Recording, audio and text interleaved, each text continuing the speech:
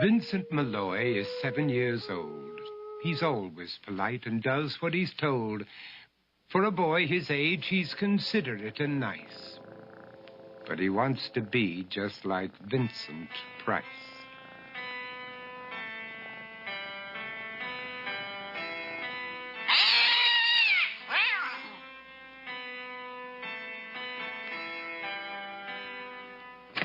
He doesn't mind living with his sister, dog, and cats, though he'd rather share a home with spiders and bats.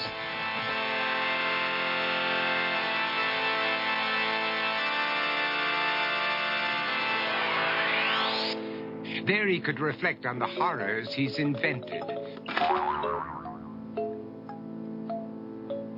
and wander dark hallways alone and tormented.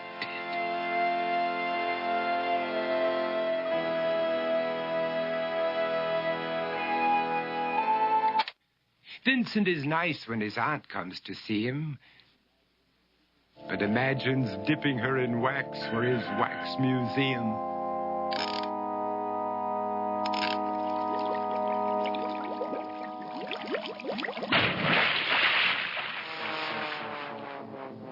He likes to experiment on his dog, Abercrombie, in the hopes of creating a horrible zombie. So he and his horrible zombie dog could go searching for victims in the London fog. His thoughts, though, aren't only of ghoulish crime. He likes to paint and read to pass some of the time.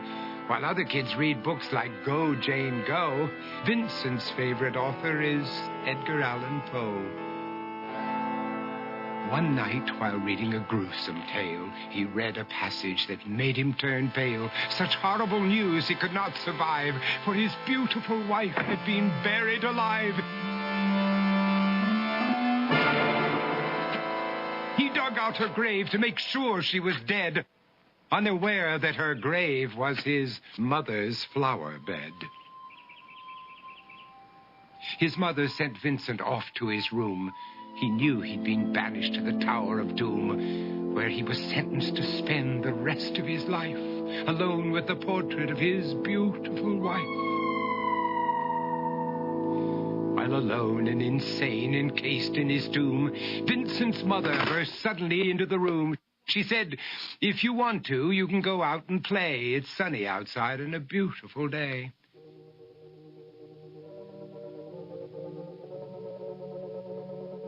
Vincent tried to talk, but he just couldn't speak. The years of isolation had made him quite weak. So he took out some paper and scrawled with a pen, "I am possessed by this house and can never leave it again." His mother said, "You're not possessed and you're not almost dead. These games that you play are all in your head. You're not Vincent Price, you're Vincent Malloy. You're not tormented or insane, you're just a young boy. You're 7 years old and you are my son. I want you to get outside and have some real fun." Her anger now spent, she walked out through the hall.